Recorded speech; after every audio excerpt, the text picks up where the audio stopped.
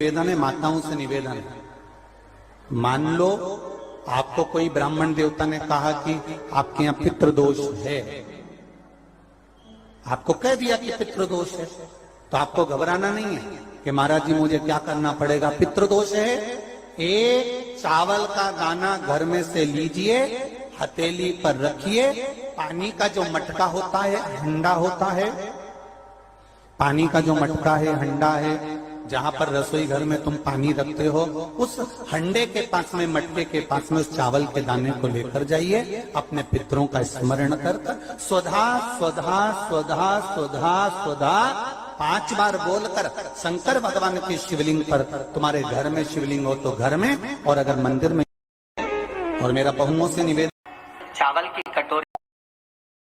पहले जो अमावस्या पड़ती है, चावल की कटोरी में एक कपूर का टुकड़ा रख दीजिए, छोटा सा, और कपूर का टुकड़ा रखकर उस कपूर को दरवाजे के बाहर कटोरी में ही, चावल रखी हुई कटोरी में ही उसको पितरों का स्मरण कर कर जला दीजिए। और जलाने के बाद उस चावल को कहीं भी, किसी भी वृक्ष की छांव में पक्षियों के लिए डाल दीजिए। शिव महापुराण की कथा कहती है, अगर मान लो पितृ आपको कष्ट दे रहे हैं, पितृ आपको तकलीफ दे रहे हैं, कोई काम नहीं होने दे रहे हैं, या कहीं आपको ऐसा लगता है कि पितरों का दोष है, तो वो पितृ दोष देवी, अब ये जो आप करेंगे, ये कब कर रहे हैं? अमावस्या के दिन आप उसको रख रहे हैं, अमावस्या के दिन उसको रखकर रात भर आपने रखा कपूर के साथ में, सुबह एकम पड़ गई, नवरात्रि लग गई, उसी दिन उसको जलाकर आपने पटक दिया, अर्थात उससे देवी और पितृ इन दोनों का आशीर्वाद जो प्राप्त है। पितृदोष काय से समाप्त होता है? तो स्कंद पुराण में लिखा, घर का 1 लोटा पानी भरो, 1 कलश में जल भरो, अपने घर में घूमो और उस पानी को ले जाकर शंकर जी को चढ़ा दो, क्योंकि शिवलिंग पर चढ़ाएंगे तो वो पानी जलाधारी से जाएगा। जलाधारी क्या है? माता जी का हस्तकमल, पार्वती जी का हस्तकमल।